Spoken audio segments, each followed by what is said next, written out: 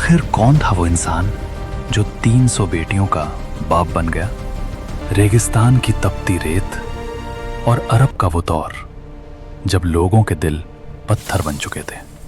उस समय एक ऐसी बुरी रिवायत थी जिसे सुनकर आज भी रूह कांप जाती है। अगर किसी के घर बेटी पैदा होती तो कई लोग उसे जिंदा दफना देते थे। लेकिन उसी दौर में एक ऐसा इंसान भी था जिसका दिल रहम और इंसानियत से भरा हुआ था। एक दिन उस नेक आदमी के 2 ऊंट खो गए।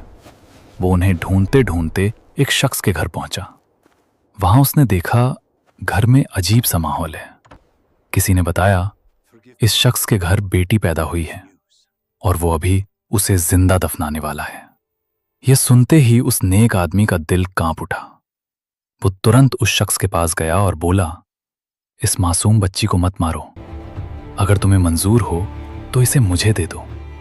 उस शख्स ने ठंडी नजर से उसकी तरफ देखा और कहा, अगर इस बच्ची को बचाना चाहते हो तो बदले में अपने दोनों ऊंट मुझे देने होंगे।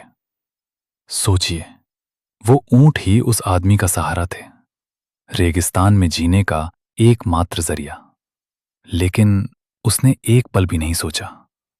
उसने तुरंत कहा, मुझे मंजूर है, बस इस बच्ची की जान बख्श दो।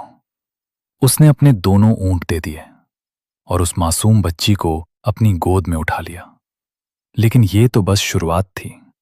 इसके बाद जब भी उसे खबर मिलती कि कहीं किसी बेटी को जिंदा दफनाया जाने वाला है, वो वहां पहुंच जाता और अपने ऊंट देकर उस बच्ची की जान बचा लेता। ऐसे करते करते उसने 1 या 2 नहीं, 300 बेटियों की जान बचाई। लोग हैरान थे कि एक आदमी अपनी सारी दौलत सिर्फ बेटियों की जान बचाने में खर्च कर रहा है। फिर एक दिन ये वाकया रसूल अकरम सल्लल्लाहु अलैहि वसल्लम तक पहुंचा। जब आपने ये सुना तो आप बहुत खुश हुए और आपने फरमाया, अल्लाह इस इंसान से बहुत ज्यादा राजी है।